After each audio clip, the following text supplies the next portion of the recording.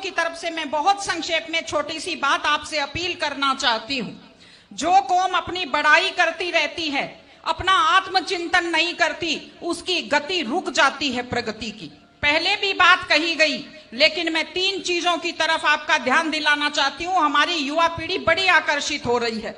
एक नशे की आदत, एक अपराधों की तरफ आकर्षण और एक लापरवाह तेज ड्राइविंग के प्रति आकर्षण।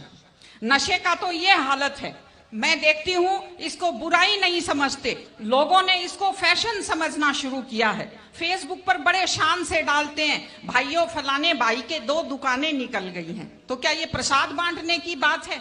महिलाओं के नाम से लॉटरी डाली एप्लीकेशन लगाते हैं और महिला जो घर की लक्ष्मी होती है उसका नाम बाजार में दारू के ठेके के ऊपर लिख देते हैं। ये ठीक चीज नहीं है।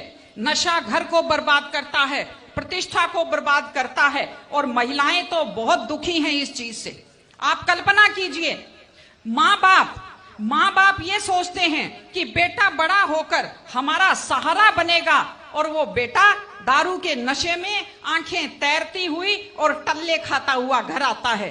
क्या बीतती होगी माँ बाप के ऊपर।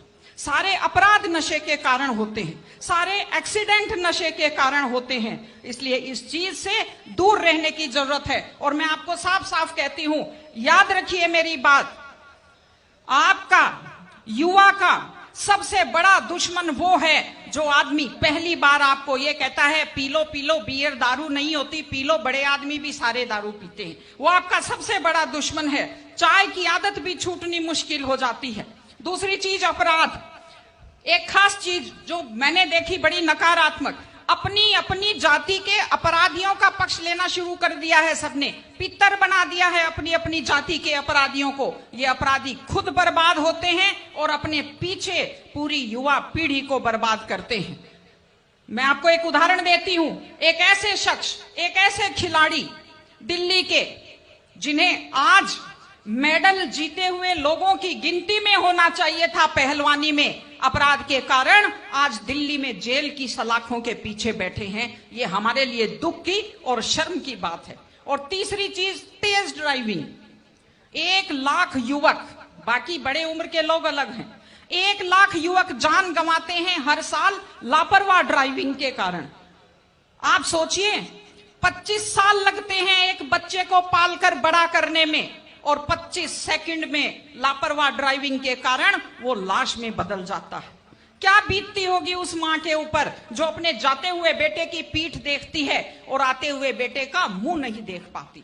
आप लोग क्या सोचते हैं? अगर आप अपनी पावर दिखाना चाहते हैं तो मिल्खा सिंह की तरह तेज दौड़िए, या कि आप नीरज चोपड़ा की तरह, देवेंद्र झाझड़िया की तरह आप तेज भाला फेंकिए मोटरसाइकिल का कान मरोड़ने में या तेज गति से कार भगाने में कोई बहादुरी नहीं होती। अगर आप सोचते हैं कि आप बड़े हैंडसम और डैशिंग दिखते हैं तेज गाड़ी भगाते हुए, आप डैशिंग हैंडसम नहीं दिखते, आप लापरवाह दिखते हैं, आप बेपरवाह दिखते हैं, आप बेवकूफ दिखते हैं। इसलिए कम से कम सड़क पर जब भी गाड़ी चलाएं, आप ध्यान से गाड़ी चलाइए। आपकी जिंदगी आपके माता पिता की भी है। एक छोटी सी चीज और कहना चाहती हूं। हमारे बुजुर्ग हमें जब पालते हैं, जो लोग खेती से बच्चों को पढ़ाते हैं, जो लोग छोटी आमदनी में बच्चों को पढ़ाते हैं, उनकी पूरी उम्र खप जाती है अपने बच्चों की जिंदगी बनाने में। और उसके बाद दुख का विषय है, बड़ा पीड़ादायक सीन मैं कई जगह देखती हूं कि एक माँ बाप मेहनत करते हुए हाथों में आइटन पड़ जाते हैं, एड़ियां फट जाती हैं, कपड़े मैले फट जाते हैं, और उसके बाद जब बेटे को पढ़ा लिखा कर तैयार करते हैं, उसके बाद पढ़ी लिखी बड़े घर की थोड़ी बेटी आ जाती है तो माँ बाप की तरफ ध्यान नहीं देते। आज हमारे 60-70% घरों में हालत यह है कि बुजुर्गों को रोटी तो मिल रही है लेकिन इज्जत से रोटी नहीं मिल रही। इस चीज को बदलने की जरूरत है। माँ बाप, मैं आपसे कहती हूं, जैसी भी परिस्थिति होती है, माता पिता आपको राजकुमार की तरह पालते हैं। आपकी भी ड्यूटी है, जैसी आपकी हैसियत है, बुढ़ापे में उनको बादशाहों की तरह से रखिए, उनकी सेवा कीजिए, उनका सम्मान कीजिए।